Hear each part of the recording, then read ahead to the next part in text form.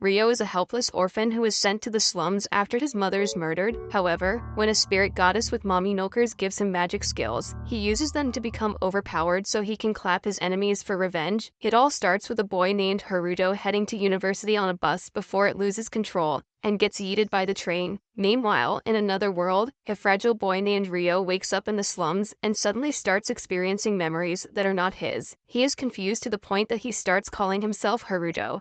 But as he struggles with an identity crisis, some men enter the house. They get seated and begin feasting, and one of them tells Rio to wash himself because he smells like an average Annie and Dare viewer. As Rio steps outside, he is so hungry that he begins eating berries. Memories of Haruto flood his mind once again, but he reminds himself that he is Rio, and he's living in these slums so he can avenge his mother. After remembering how she died, Rio wipes his tears and dresses up again. Just then, some women in white robes show up, and the elder one, Vanessa, sternly asks him if he has seen a girl with purple hair. When Rio hesitates to answer, the girl named Celia figures he might be intimidated and decides to talk to him politely. Rio calmly tells her he hasn't seen her, so when Celia suggests they look through the slums, Rio tells her not to. He explains that their group will stick out like a Discord mod at a gym, so Vanessa suggests they return after dressing up like common folks. The other girls, Christina and Rowana, protest, but Vanessa insists they head back. Before leaving, she asks Celia to check the vicinity for any magical presence, prompting her to cast a spell. This causes Rio's body to glow, and Celia realizes that he is overflowing with magic, which means he has the potential to become a mage. Since they don't detect any other presence, they decide to skedaddle, but not before handing him payment for giving them information. After Rio returns home, a masked person suddenly stabs him in the chest, but the coin pouch blocks the impact of the knife. Shocked, Rio looks around to find everyone else stabbed to death, and the masked man slowly starts approaching him with his knife. Right before he swings at him, Rio sees the spirit of a pretty lady, who appears for a few seconds and teaches him how to use his magic. After she disappears, Rio starts fighting back against the masked man, using magic combined with the fighting style he inherited from Haruto's memories. The masked man uses magic to enhance his abilities, but Rio aura farms him until he's knocked out. Just then, he notices someone tied up in a bag and opens it to find a purple-haired girl, who begs him to take her to the castle before passing out from the gruesome scene. Rio guesses she must be the princess those other girls are looking for, so he decides to carry her to the castle. On his way, he runs into the girls from earlier, but Christina grabs him by the shirt, accusing him of being the criminal. This causes Vanessa to draw her sword, and she orders Rio to accompany her to the castle or get game ended here. After Rio agrees, royal guards swarm his house and arrest the man who kidnapped the girl. Just then, a man in the crowd pops a pill, and the kidnapper mysteriously dies on the spot. Meanwhile, Rio is put under a torturous investigation where Charles, the vice captain of the royal guards, questions him. When Rio denies any involvement in the kidnapping, Charles starts treating him like a 90s housewife. Meanwhile, the kidnapped girl, Princess Flora, finally regains consciousness and is relieved to find herself back in her room. She then learns from Vanessa that the boy who saved her is currently being investigated. She asks her to bring Rio, so Vanessa and Celia show up and are horrified to see that he got folded like a lawn chair. At first, Charles is proud of his work, but when he learns Rio saved Flora's life, he starts sweating and tells his men to release him.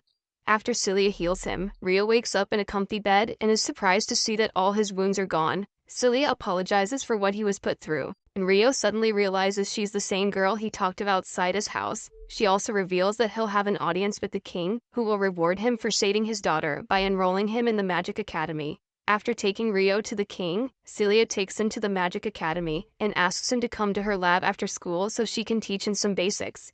Before taking him to class, she tells him that most of the students here are crypto princesses, and they might not like him much. As soon as he enters the class, students start eyeing him like he's a vegetarian at a beat party, and once he introduces himself, they already start making fun of him. As he gets seated, Celia begins the lecture and asks the students to note down the problems, though she tells Rio to take it easy. After the classes end, Rio heads to Celia's lab, but when he knocks on the door, Celia rudely opens the door and tells him to read the Do Not Disturb sign. However, once she realizes it's Rio, she welcomes him in, and he sees that her lab looks like a skibidi bong zone. Stepping inside, he comments that she looks pretty young even though she is a professor, and Celia reveals she's actually the same age as him, much to his shock. After pleasantries, she assigns him math problems, which Rio is able to solve with ease. impressed by his skills, she reveals that his intellect is on par with Christina, the same freak who smacked him in the face earlier. What Celia does not know is that Ryo's memories have been merged with Haruto, who was a university student in his life. Celia asks where he learned to do maths, and he lies that his mother was the one who taught him. While serving tea, she asks Ryo if he had any issues on his first day, but he says it went mostly well. He then asks her to recommend some books so he can practice the new alphabet of this world. During combat training, the professor notices Ryo is quite good and asks him to strike in as hard as possible. As Ryo locks in, Haruto's memories of practicing martial arts take over, and he attacks the professor with all his strength. His sword skills are so cracked that the whole class pauses like it's a Fortnite live event. And after he catches the professor by surprise, he earns the man's respect. The old man says he has the potential to become a knight, but when Ryo says he has no interest, the whole class is shocked. Later, as he studies for exams in the library, Celia asks him to take it easy since he's only just joined. On the day of the exam, while others struggle with the questions, Ryo writes like a machine. Ayo, what the? After he exits the room, he sees the students going about their day, which reminds him of the time a girl named Miharu betrayed Haruto. He recalls his childhood friend Miharu, whom he had promised to marry, but when they reached university, she got herself another man, which broke his heart. As the memories flood in, Ryo returns to his dorm, saddened by the tragic love story between Miharu and Haruto. However, he gets upset because none of it should concern him, because he is Ryo. When the test results come out, Ryo scores the same as Christina, the top student in their class, much to everyone's shock. Christina's Tier 3 simp Alphonse starts accusing him of cheating, but both Rona and Christina scold him for throwing baseless accusations. Just then, Celia herself shows up and tells everyone that Ryo works super hard. But even then, Alphonse refuses to accept it. Later in her lab, she congratulates Ryo for scoring the top spot, but she's worried the students will start Reddit hate threads against him. Ryo asks her if she faced the same treatment when she was a student, and Celia admits that the higher nobles would cause her troubles here and there. She says she had friends who helped her, and Ryo says he'll be fine too because he has her. Bro's Rizgain is so strong it makes Celia blush, but she is flattered to learn that he sees her as a friend rather than a professor. After a little bit of teasing, Ryo tells her that he will come to her if he ever needs a friend, which makes her happy. She says he can cry on her jugs if need be. And Ryo jokes that there isn't much going on there. Are you sure about that? Which makes her laugh. 5 years later, during combat training, the professor reveals that an exhibition tournament is being held, and he needs the top 3 students as skiras. He chooses Alphonse, Stuart, and Ryo, and even though Ryo's selection sparks controversy, the professor stands his ground. At the lab, Celia reveals that he can get scouted by the Knights pre-graduation if he does well, but he sternly says he is not interested. Celia then notices that he's grown taller than her, but he jokes that she's still a shoddy. She then asks him what he plans to do after graduation, and Ryo says he's thinking of touching some grass. Realizing he might leave the country, Celia offers him a job at the lab, reminding him that he's really good at keeping this place clean. Ryo says she'll get married soon, and it won't be a good look to have a commoner in her lab. Celia says she doesn't plan to marry anytime soon, but Ryo calmly says many will be interested because she's a charming woman, which makes her blush. She then asks where he will go, and he says he'll go to his parents' homeland Yagumo. He recalls his mother telling him about it and promising to take him there when he grows up. Celia can see the pain he hides behind his smile now that she's head. A few weeks later, the tournament begins, and a knight named Alfred serves as a referee. As Ryo is called to the arena, he runs into Alphonse on the way, who tells him not to choke or their whole class will get ratioed. As he steps into the area, he is shocked to see that his opponent is Charles, the same guy who tortured him 5 years ago. The match begins, and despite going against the seasoned warrior, Ryo holds his ground, which causes Charles to attack him recklessly. However, Ryo uses this against him and disarms him, prompting Alfred to declare him the winner. Charles starts making excuses, but Alfred tells him to stop being a wussy and accept defeat like a true man. That night, Charles gets drunk with his buddy Race, telling him that Ryo's the same kid who was accused of kidnapping the princess 5 years ago. Unbeknownst to him, Race is the same mysterious guy who game-ended the actual kidnapper from the crowd. The next day, Celia eagerly waits for Ryo so she can congratulate him in person. She then sees him going to the back, where a girl hands him a love letter, which makes Celia feel hurt, That night, she goes over the students' postgraduate plans, surprised to see that Rio didn't write any. The next day, during class, Celia asks the students to do something as basic as controlling their magical power, and Alphonse believes she's doing this, especially for Rio since he's a commoner. She handles it calmly, telling Alphonse and his friend Stuart to demonstrate their skills. Once they do, she uses magic to close the curtains and outperforms them with ease. After class, Stuart praises Celia for her show earlier and then accuses Rio of being a diddler in front of her to make him look bad. However, Celia tells him not to throw accusations without any proof, and Rio calmly walks out without saying anything, which makes Flora sad. Christina tells her to stay out of his business, but Flora still feels bad because she hasn't even thanked him for saving her.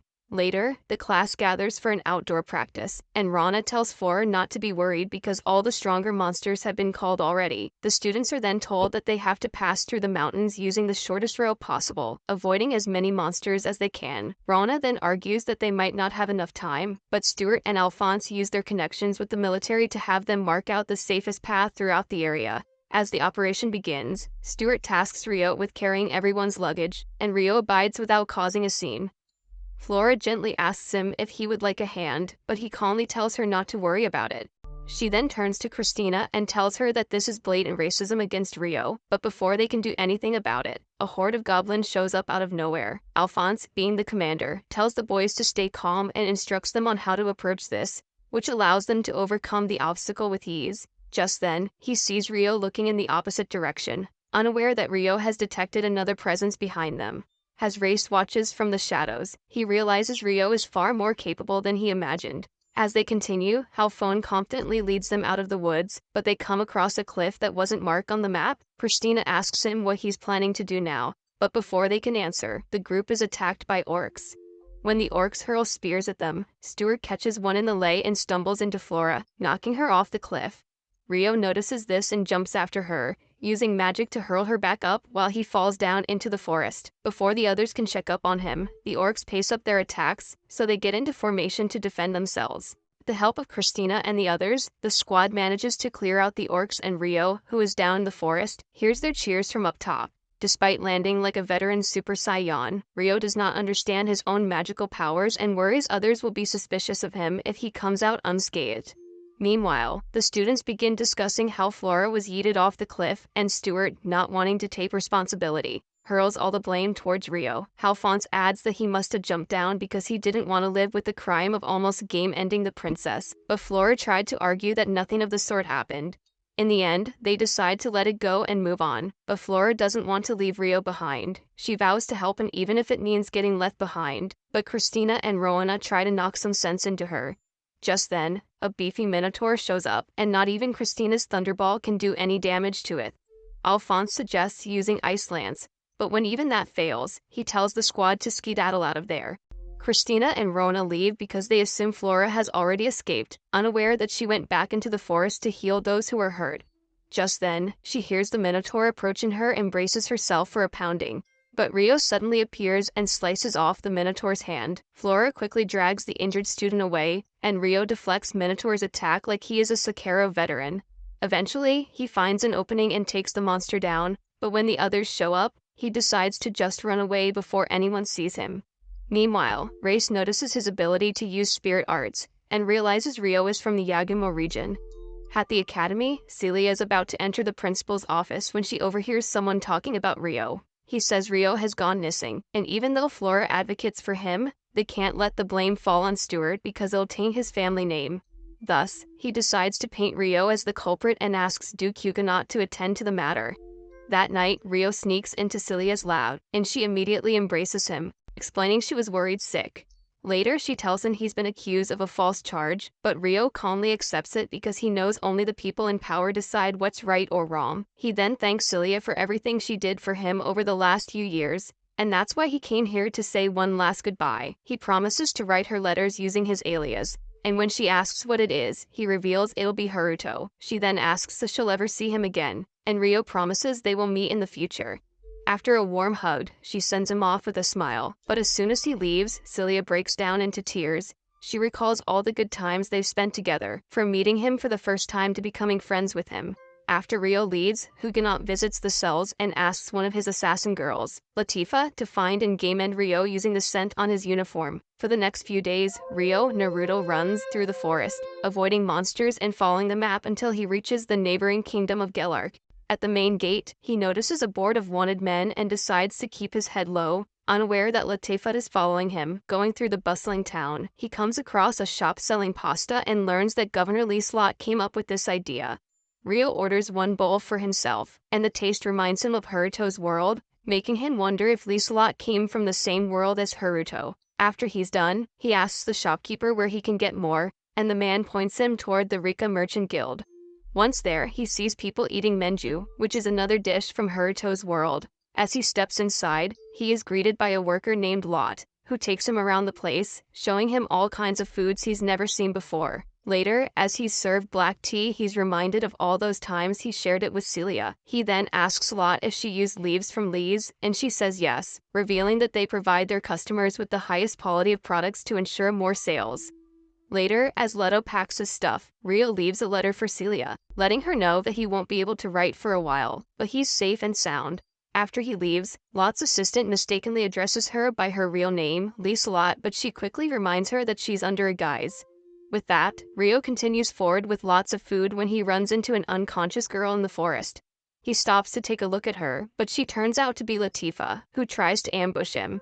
He manages to avoid her attacks, but is injected with a poisonous dart, which blurs his vision. Realizing she's a beast girl, he uses healing magic to stop the poison so he can fight her at full strength. As the battle begins, Rio realizes she's super fast, even without enhancing her body, which means one wrong move, and he's toast. The two continue to exchange blows until Rio notices that she is too focused on her knives. This gives him the opportunity to attack her weak points, and he ends up disarming and pinning her to the ground. Assuming she's about to die, Latifa starts screaming for her mom, so Rio uses magic to put her to sleep before she attracts anyone. He then sees a collar of submission around her neck, and realizes she is being forced to do this against her will. Using a spell he read from a book, Rio breaks the collar and suddenly gets a flashback of Haruto seeing a little girl in the same bus that took his life. Turns out, that girl woke up in the body of Latifa, who was a young slave to Stuart and his family. To make her submit, he put a collar around her neck, which would choke her every time she refused to follow one of his commands. Once she wakes up, Rio calmly tells her that if she fights him again, he might have to take her life. Getting hit with Plist, Latifa immediately becomes submissive and agrees to stop. Rio then shows her the broken collar, and once she realizes it's off her neck, she completely breaks down in tears. After she's done, Rio gently asks who gave her the order, and she hesitantly says she doesn't know the name of her master. What she does know is the name of the person who used to torture and train her, and she tells him it was Stuart. Rio finally connects the dots that this house sent an assassin after him to save their son's image, so he sternly asks Latifa if she still plans to attack him. When she says no, Rio tells her she is free to go, and that her gear is right behind her, since beast girls are usually enslaved in the kingdom. He advises her to go to the west, to a land where humans and demi-humans live together in harmony. With that, Rio continues with his own journey, but realizes that Latifat is following him. He asks why she's still here, and she expresses her desire to go with him. Rio sternly says he did not break that collar with the intention to rescue or enslave her, but rather because he didn't want to take her life. However, Latifa, who has been imprisoned all her life, has no idea where to go and what to do. Even then, Rio reminds him that she tried to take his life earlier, and he cannot guarantee she won't do it again. Latifat is so desperate that she gives him the collar, asking him to put it around her neck to make sure she never attacks him again. Seeing her in this state moves Rio, so he agrees to let her tag along. Soon after, they take a break to fill their bellies, and Rio makes her a vegetable cheese sandwich, which she gobbles down with tears in her eyes.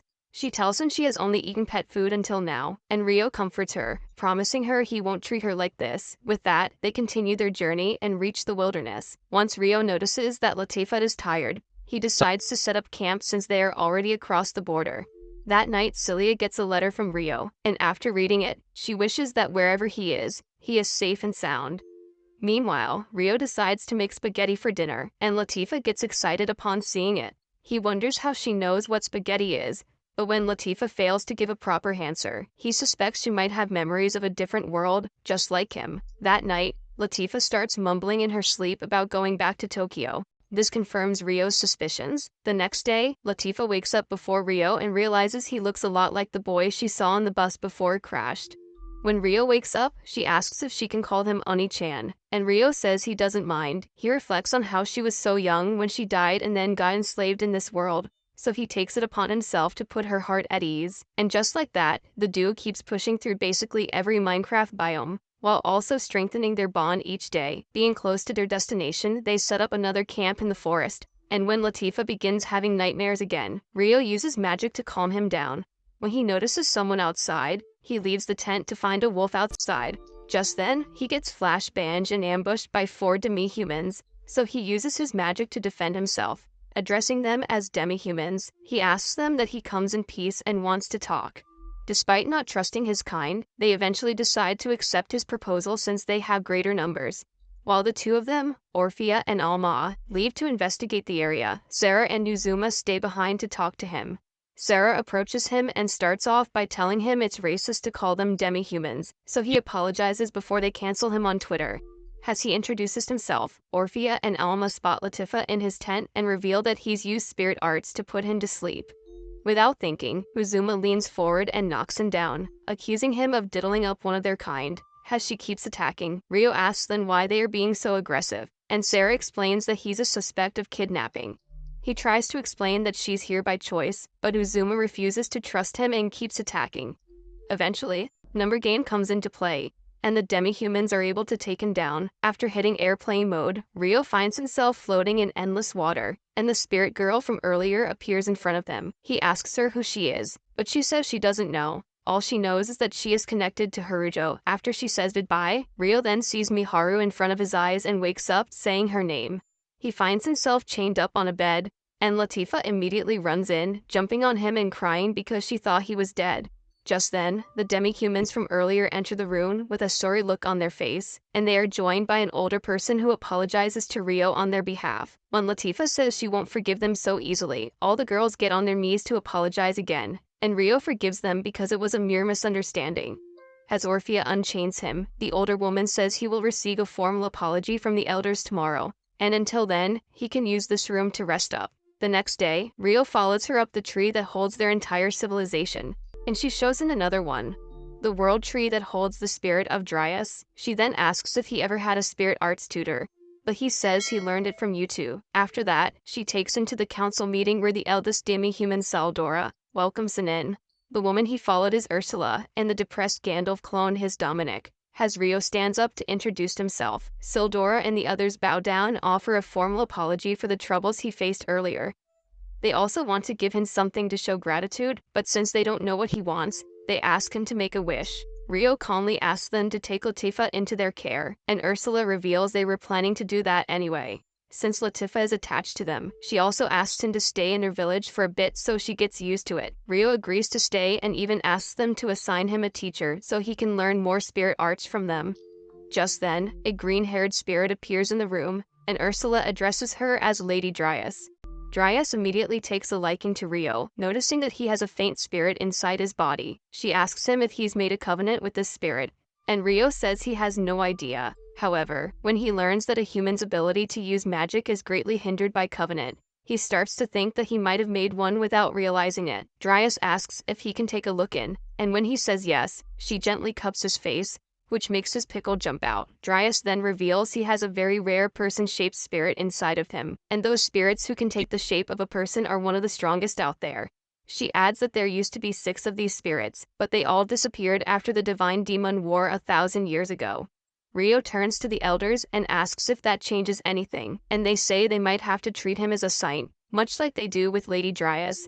After the meeting, Rio is taken to his new home in the village, and Latifah shows him around like it's a 5-star hotel. As they get to eat, they learn that the food they are having is grown in the Yagramo region. After they're done eating, Sarah reveals that she, Orphea, and Alma have been instructed to live here and serve him. Just then, Ursula shows up to ask for his permission, but he worries others might not like it when they see them living with a human. However, Ursula believes that if the others see him living peacefully with their kind, they will grow to accept him sooner.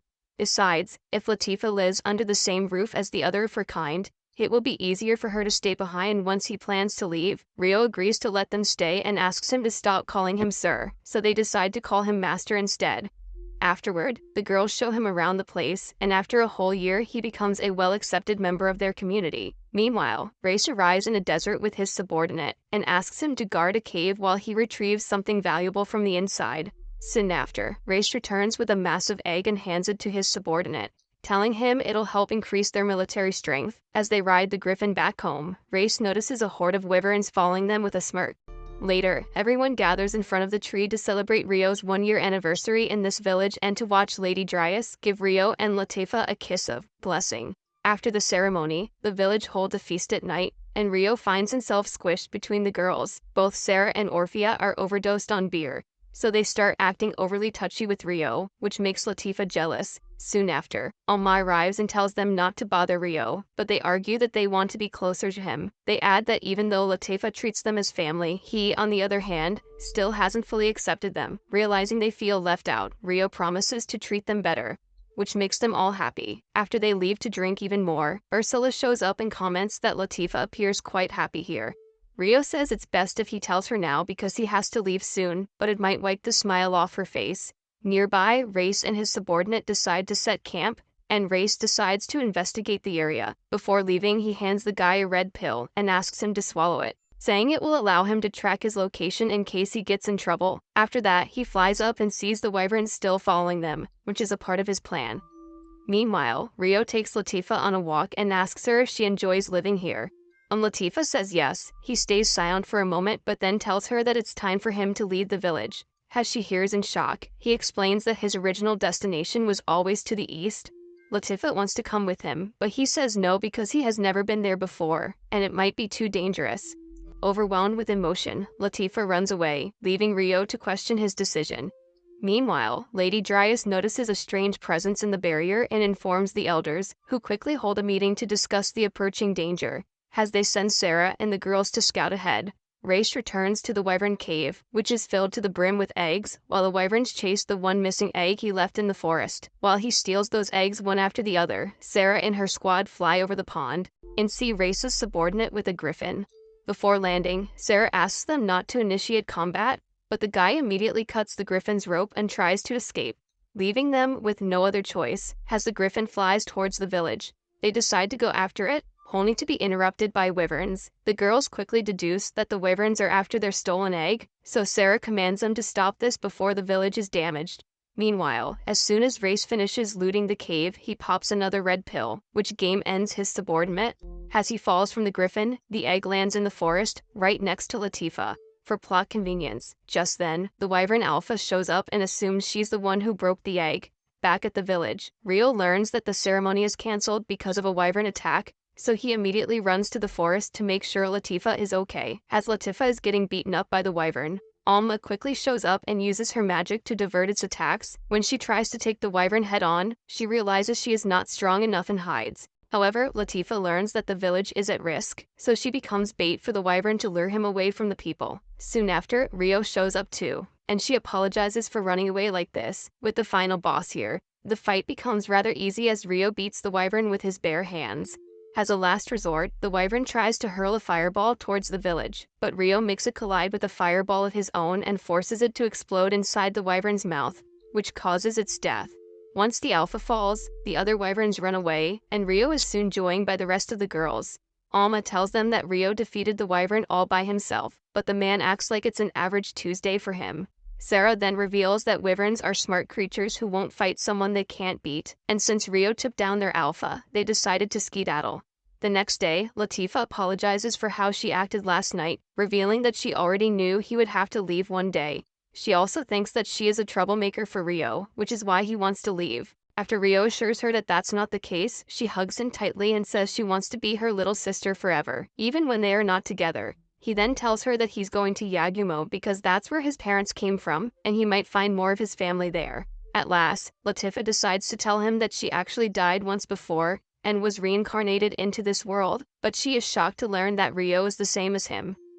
He didn't tell her before, but her mental state wasn't very stable when they first met, and also because he didn't want to have regrets about his previous life. Latifah asks if he still thinks about Japan, and Rio admits he does, but he decided long ago that he'll forget about Haruto and live as Rio in this world, which is why he wants to visit Yugumo. The following day, Rio decides to leave the village, and the elders come together to bid him farewell. Dominic gives him a mithril sword and sturdy armor as a parting gift, and Ursula provides him with elf medicine, while the beast people supply him with plenty of food and drink.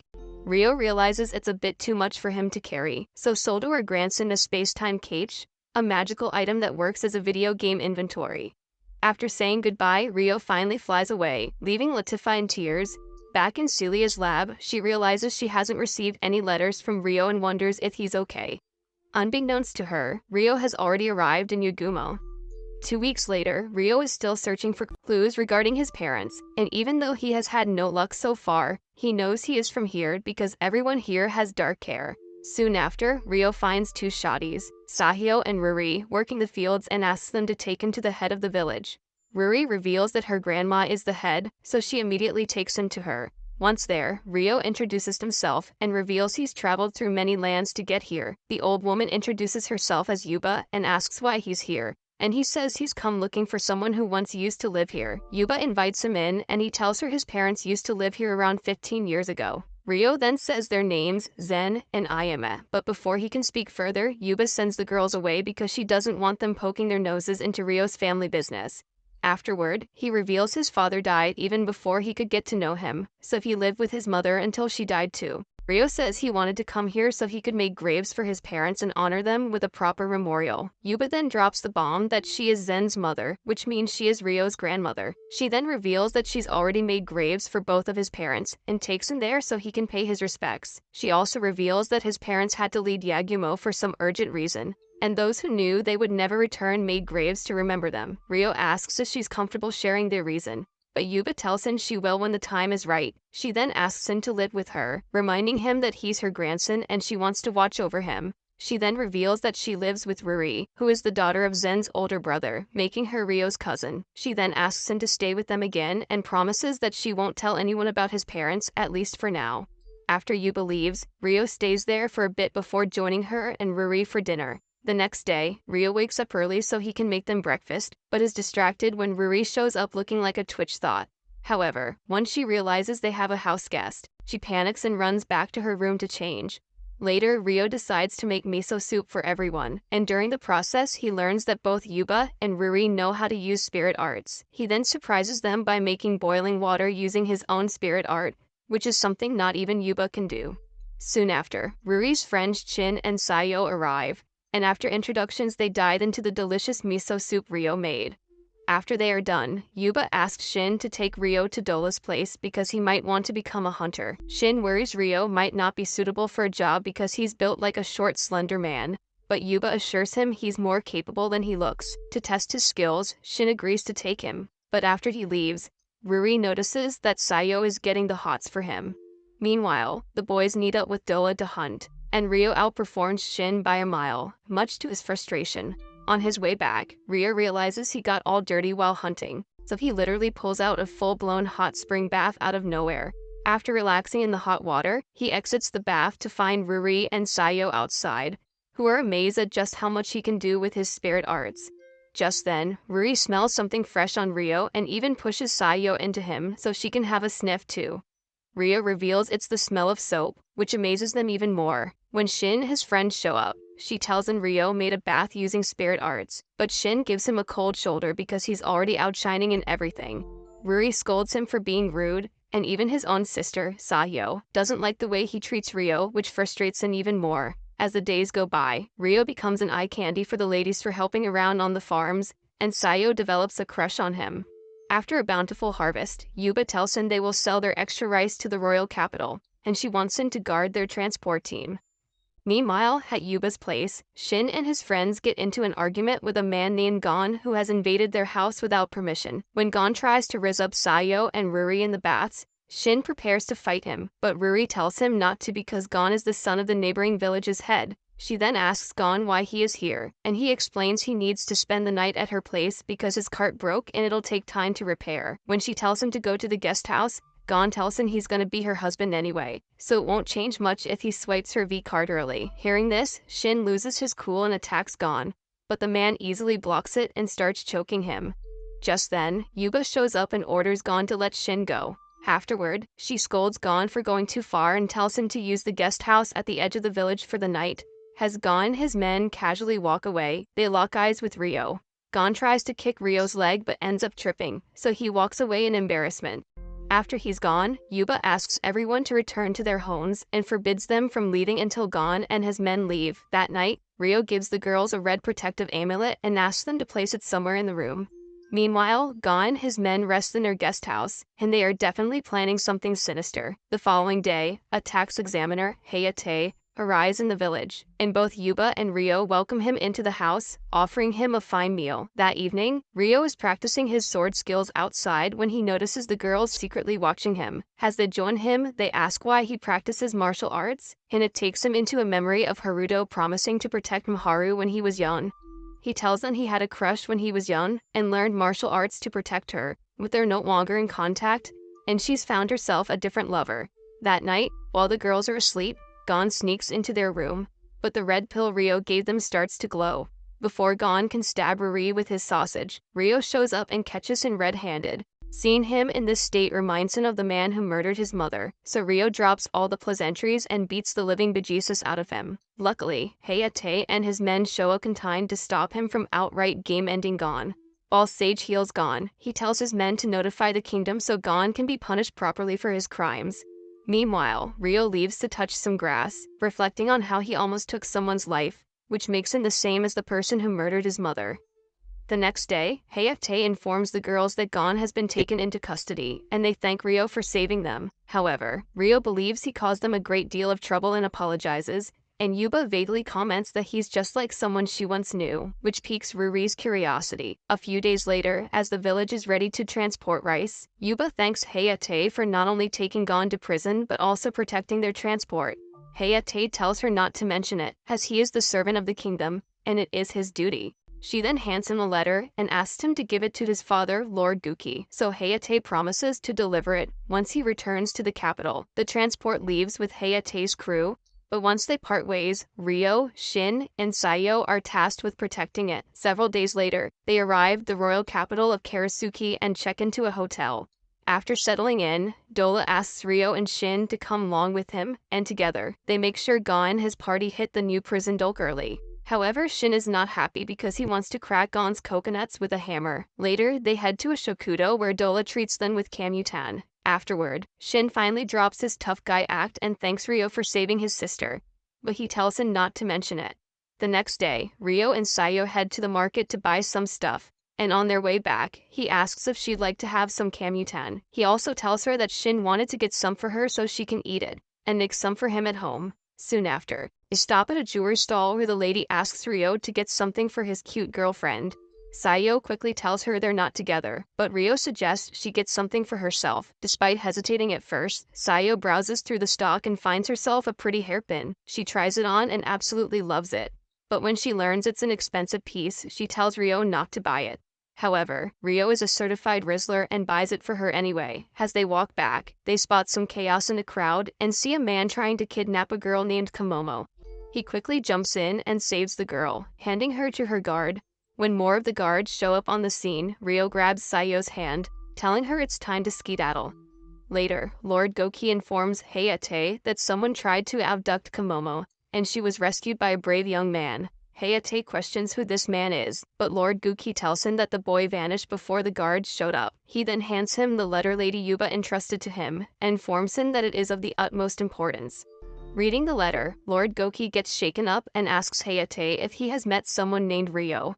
Meanwhile, Ryo and Sayo return with the supplies, and Sayo tells Shin she finally tried kanutan, so she'll do her best to recreate it once they return home. When she's asked about the hairpin, Sayo starts blushing, making everyone realize she's going to get smashed tonight. Just then, Hayate shows up at the door, and they hold a meeting with his father, Lord Goki, and his wife, Kayoko. They reveal that they both were attendants of his mother, Ayame, and she was actually from the royal family of Karasuki, which shocks Ryo. 20 years ago, the Karasuki Kingdom was at war with the Rokurin Kingdom, and Ryo's father Zen volunteered to be a soldier. He had a natural gift for both spirit arts and martial arts, and due to his skill, he was granted the rank of a warrior noble. During that time, Lord Goki put his skills to the test, and after realizing that he was the real deal, he recommended that Zen become a guard of the royal family. He was assigned to be Ayame's personal guard, and soon after, she started to grow a liking towards him. A truce meeting was held to end the war, but the prince who came as an ambassador grew a liking towards Ayame. That night, he sent his men to abduct her in her sleep, but Zen was there to protect her and beat up his men. Furious, the prince demanded they execute Zen and make Ayame his wife, or he would call off the truce. That is why, with the support of his father, Ayame made the decision to run away with Zen. Lord Goki adds that he hadn't heard of them for all these years until he read a letter from Lady Yuba. He is certain that Ryo is Ayame's son, so he asks him to join them in the castle, so the king and the queen can meet their grandson. The next day, Ryo finally meets King Homura and Queen Shizuku, and they tell him to drop the formalities. As they get seated, Shizuku asks about his parents, and he boldly tells them they have been long dead. Homura asks for details, so Ryo tells them his father died before he got to know him, and he lived happily with his mother until he was 5. Then she died too, and he has been on his own ever since. He says her cause of death is brutal, but they insist he tell them how it happened. He finally reveals that she was murdered in front of him by a man named Lucius. We used to work alongside his father as an adventurer. One day, while Ayame was out, Lucius entered their house and forced him to drink a strange fluid. By the time Ayame returned, Ryo was half unconscious, and Lucius took her life in front of him. After her death, Ryo was dumped in the slums, so he lived as an orphan for the next 2 years. Then one day, he rescued a princess and was allowed to attend a prestigious magic academy as a reward. Even though he was treated harshly there, he found someone who made it a whole lot easier. After 5 years at the academy, he set out on a journey to return to his homeland to fulfill the promise he made to his mother. His grandparents are under the impression that their daughter hated them, so they are relieved to learn that she still considers them family. Homura then asks Ryo about the man who assassinated Ayame, and he says he will never forgive him. He says revenge is the only thing that fuels him, and even though Homura understands, he asks him to tread carefully because revenge often leads to misery.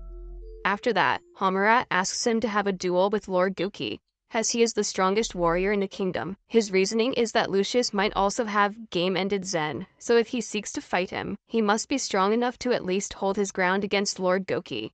As they head to the practice field, they run into Komomo and her guard, who informs them that Ryo was the one who saved them earlier. As the duel begins, Ryo impresses Goki with his impressive speed and skill, prompting him to use his strongest attack. However, doing so makes him drop his guard, and Ryo uses that sliver of a second to turn the tables. To everyone's surprise, Ryo ends up defeating Goki. With that, he prepares himself to avenge his parents, ready to accept the ugly truth of this world.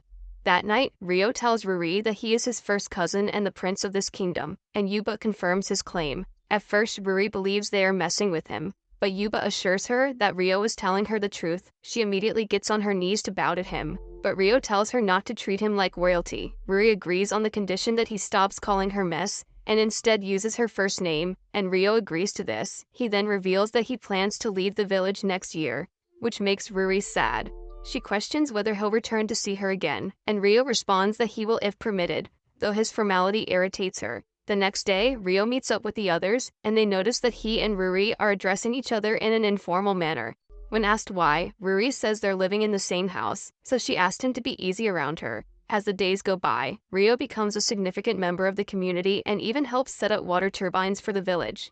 During the next planting season, he teaches a new way to plant crops and notices that Sayo is lagging behind. When he goes over to help her, he tells her he wants to supervise everyone in the village once he's gone, and this catches her off guard because she did not know he was leaving. She asks if he'll visit regularly, but Ryo says it won't be possible because he wants to travel the country. He also says he hasn't told anyone, but since she's a close friend of Ruri, he wanted to inform her beforehand. Hearing this, Sayo begins to tear out but quickly wipes them off before Ryo can notice. Soon after, Ruri joins her and she acts as if she's fine while working, though it's obvious it has deeply hurt her. That evening, Shin returns home to find her sobbing and asks what's wrong. Sayo once again pretends to be okay, but Shin figures Ryo must have done something and decides to wipe the floor with him. However, Sayo stops him, saying she's sad because Ryo is leaving the village, so Shin decides to have a word with him. Arriving at Yuba's place, Shin bows down and begs Ryo to stay in the village, which shocks him. Sayo soon joins him and apologizes for the trouble Shin has caused before driving him away. As the days go by, Sayo puts her heart into training her spirit arts, her body, and her sword skills. Meanwhile, the crops are finally harvested, and the village holds a festival as usual to celebrate it. During the festival, Goki challenges anyone to beat him in wrestling, while his wife Kyoko helps around with other tasks. While Ryo is thanking her for the help, Sayo shows up and asks if she can have a moment alone with him. She takes him to the woods, and Ryo notices that he is still wearing the hairpin he got her last year. Sayo then finally admits that she is in love with him, and even though he is surprised, he apologizes because he cannot return her feelings. When he says part of the reason is that he is leaving the village, she quickly tells him to take her along, revealing that she's been working really hard so that she wouldn't slow him down. She begs him to take her, but Ryo calmly refuses, saying he cannot return her feelings. Even then, she says she doesn't care if he loves her back or not. All she wants is to stay by his side. Despite that, Ryo tells her no and walks away, noticing that Shin has been watching him all this time. After he leaves Sayo in tears, Shin arrives to comfort her, followed by Lord Guki, who asks her if she loves Ryo enough to cast aside the village she was raised in. Sayo says yes, so he decides to train her to become stronger. A few days later, Ryo's time to leave finally arrives, and he thanks Yuba and Ruri for everything before setting out on his journey. On the way, he runs into Sayo waiting for him at the village entrance. She wishes him well on his journey and promises to do her best, and they say their farewell before parting ways. Soon after, he arrives in the Beast People's village to meet with Latifa, and she greets him with a big hug. As they feast with the elders, he tells them about Yuba and Ruri, and that they want to meet Latifa. He also reveals he plans to stay for only a few months this time, but he promises Latifa that he will return sooner this time. When the elders ask if he needs anything on the journey, he reveals he was thinking of having a portable house in this space-time cache. They decide to lead the house building to Dominic and advise him to spend his time with Latifa and the others in the meantime. That night, he returns home and notices that everyone has grown up a lot since the last time he saw them. Seeing the girls goof around makes him feel like he's finally home, at least for now. A few days later, the girls wake up to Ryo's scream and rush to his room to find him panicked with a pink-haired shoddy in his arms. The girls assume he ate some cookie last night, but he assures them that it's a misunderstanding and he doesn't even know who this girl is. After some back and forth, the girl finally wakes up and reveals she's the spirit who formed a covenant with him. Ryo then recalls Dryas telling him that he has a spirit in him and connects the dots. However, he does not remember forming a covenant with her and realizes that she is the same girl who appeared when he was attacked in the slums. When he asks her these questions, she sadly tells him she does not know. When he asks the girls, they say they haven't seen a human-shaped spirit before, so they have no idea how this works. He then asks her for her name, but she says she doesn't have one and would like him to give her one.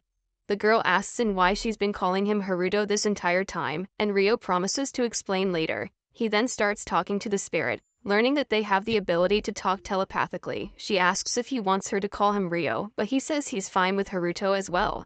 As for naming her, Ryo says he needs some time because this all happened too quickly, and his brain is barely working as it is. The girls then suggest they talk to the elders because Lady Dryas is a person-shaped spirit too, and might have some advice for them. Ryo asks the spirit to come along, and she casually stands up, putting her whole stock on display before generating a new dress with mana. Seeing her beauty reminds Ryo of Muharu with hair like warm spring flowers, so he decides to name her Aisha.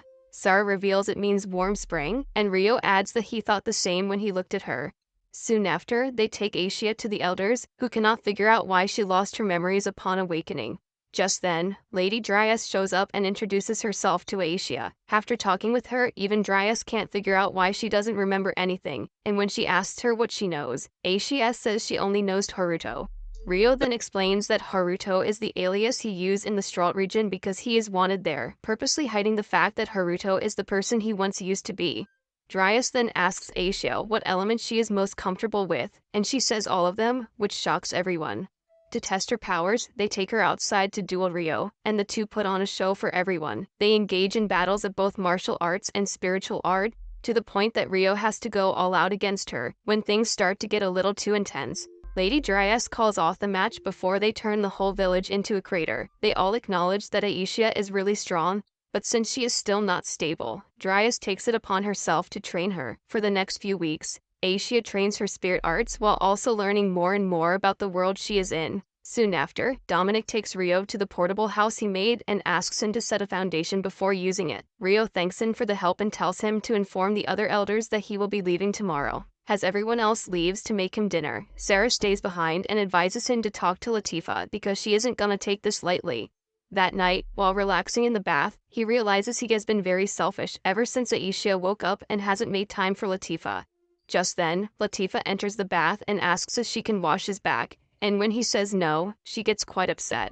Eventually, Rio agrees to let her do what she wants, and the two use this time to bond. She tells him that in her previous life, name was Suzune, and she's telling her this because she wants to know what his name was back then. Rio tells her he used to go by the name Haruto in Japan, but he told everyone a different story. Latifa then reveals she used to take the same bus to school every day, and there was an older boy who would sit across from him daily. Rio realizes she was there when the accident happened and apologizes for being a terrible brother. But Latifa hugs him and asks him to come home soon. The next day, before leaving, Rio receives teleportation crystals from the elders so he can come back anytime he wants. He also receives an ear pin that lets him change his hair color, so he can disguise himself in the Stroll region. After saying goodbye, Rio takes Aisha with him, and on the way, he explains that they're going there to meet Celia. Meanwhile, Celia dearly holds the only letter she ever received from Rio when Charles shows up and starts flirting with her. Celia puts up with his bees until a messenger arrives and asks him to attend to his duties. Soon after, Rio and Aisha arrive in the Stroll region, and Rio uses the ear pin to change his hair color. He heads to a bakery to buy some sweets, where he learns that it's crowded because there's going to be a royal wedding tomorrow. That night, Rio sneaks into the academy with Aisha, who uses her spirit form to break her in. Arriving outside Celia's room, Rio finds a lab completely emptied and decides to check the other rooms. Using Aisha's magic, he asks another researcher about Celia's whereabouts, only to learn that she's in the royal palace because she's getting married tomorrow. To make it worse, she is getting married to Charles, the same idiot who tortured Rio all those years ago. The man also reveals that things went south in the recent war, and they barely managed to hold peace negotiations with the enemy. However, to maintain unity during this time of peace, the royal family has decided on a political marriage between Celia and Charles. He also tells them that the previous Duke, Philip, has fled the kingdom with his family, and tensions are at an all-time high between the nobles. After putting the man to sleep, Rio leaves the lab and tells Aisha that he needs to see Celia in person before the wedding. Aisha wants to help him, so she decides to use her spirit form to find a safe passage inside the royal palace. That night, Celia is having dinner with her father Roland, and Charles, who reveals he plans to have a big ceremony, so everyone can see that their houses are aligned. As the men discuss other trivial matters regarding the marriage, Celia sits there silently with a gentle but fake smile on her face. Charles also discusses the rumors about some nobles, including Roland, having been in contact with the previous duke, but Roland sternly tells him that he's loyal to the kingdom, and these are false accusations. Despite that, Charles continues to speak to him in a condescending manner, and Roland stays silent because he doesn't want a civil war to break out. Meanwhile, as Rio waits outside the palace, she relays to him a safe route through telepathy. Inside her room, Celia is mentally preparing herself to marry Charles and become his property, and she holds on to the letter Rio sent her years ago for comfort. Even after all these years, she still slaps her kitty every night thinking of him, so she decides to burn his letter. Just then, Rio sneaks into her room, which startles her at first. But once she recognizes him, she sprints right into his arms. She mentions that he's grown quite tall, but Rio jokingly says that she's still a four-footed menace, which annoys her. Celia gets all excited to hear about his stories from the last 4 years, so she immediately makes him tea like she used to when they were at the academy. Rio knows she's trying to hide her pain, so he straight up asks her if she's getting married to Charles. Celia keeps a smile on her face and says yes, so Rio asks her if this is something she really wants. Celia gives him a political reply, telling him that she consented to this marriage, but Rio is still not satisfied and asks if she's doing it for her family's sake. Celia chooses to keep her act, saying she's ready to marry, and Charles is a kind and chivalrous man. You're a liar. When Rio looks at her, all confused, she gets frustrated and asks if he's going to marry her instead. However, she then quickly regains control of her emotions and tells him she was just joking. Then, all of a sudden, she tells him that he should leave and even asks him not to attend the ceremony tomorrow, because it will be too embarrassing for her. Rio just stands there, without saying a word, so she pushes him outside and gives him 20 seconds to leave. After he's gone, Celia thanks him in her heart for coming to see her again, and also apologizes for kicking him out because she can't let him get tangled in this. Outside, Rio tells Aisha that he wasn't able to find out Celia's true feelings, but he does know that she doesn't want this marriage. Even when she says so, Aisha tells him to do something about it, and whatever he does, she promises to be by his side. The next day, Race arrives in the kingdom and is greeted by Charles himself, who asks him to stay for a while. Race reminds him that even during peace, they are from opposite sides, and it'll cause problems if they are too friendly. As the two chatter, Race suddenly senses a spirit nearby and gets his guard up. Meanwhile, as Celia dresses up, Charles arrives and introduces her to his 6 other wives, which leaves her in shock. The first one, Tanasia, explains to Celia that even though she is from a noble family, she is the last amongst them, and will be treated as such once she marries Charles. Just then, Celia learns that Christina is here to see her, so Celia calmly asks the other wives to continue this later. After Christina arrives, she demands Charles' other wives leave them so she can have some private time with her old friend.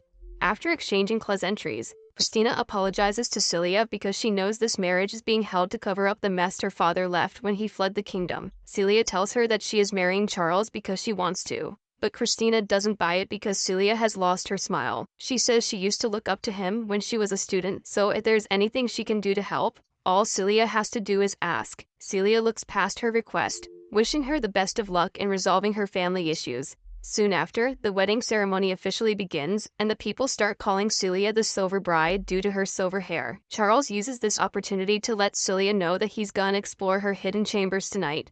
As their carriage moves towards the palace, Celia suddenly hears Aisha's voice, telling her to look to the right. Once she does, she spots Rio in disguise and begins sobbing. When Charles asks her why she's crying, she tells him she's just overwhelmed and quickly composes herself. As the carriage stops, Charles gets up and extends his hand, but before Celia can take it, she sees Rio running towards her as the guards surround him. Rio starts tossing them like dominoes until he's facing the last line of defense between him and Celia. Charles is confident his elites will take him down easily, but Rio breezes past them and punches him in the gut.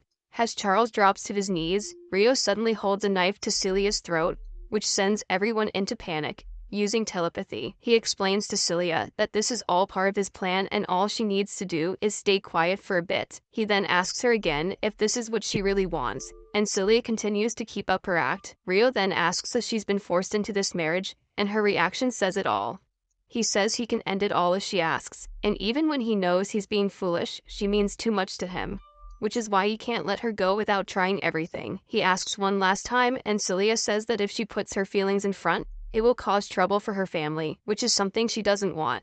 Rio says that it's okay to be selfish sometimes, and if she were really down for this marriage, she wouldn't be staring into the void like it owes her rent. After some thought, Celia tells Rio to take her away, and the guy runs through the crowd while carrying her in his arms.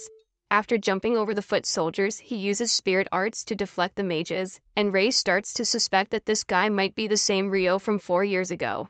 To test his strength, Race hurls a dark magic ball at him, and Rio manages to deflect it, which impresses Race. As Rio continues forward, the head of security, Alfred, deploys aerial troops in pursuit and leaves the Nessa in charge while he leaves with the ground troops. Meanwhile, Rio runs over the rooftops to avoid the Griffin units, but when he realizes they're faster than he expected, he hands Celia over to Aisha so he can shake them off easily.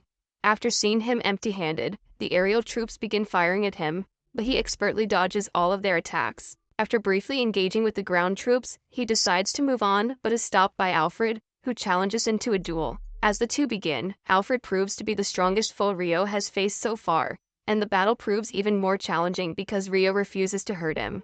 However, Alfred believes he is being underestimated and decides to use his full strength. With one big attack, Alfred causes a huge explosion, which apparently obliterates Rio, but in reality he's used the glow as a cover to escape. Meanwhile, Celia is on a cliff nearby with Aisha, and as they're hit with a thunderstorm, she prays for Rio's safety. Soon after, Rio arrives, and Celia is delighted to see him in one piece. She thanks Rio for giving her hope because before he came, she gave up on life and was gonna go through with the marriage. Rio tells her that he owes her a lot, and that he will do anything to make her happy.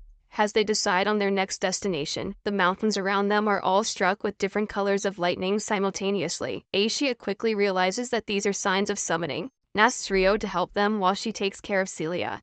Soon after, Rio finds these summons captured by goons and rescues them. One of these summons turns out to be his childhood love, Miharu, which leaves the man in utter shock. That's it for this video. If you enjoyed it, leave a like and subscribe to the channel. If you made it to the end, comment, "I love feet" as proof.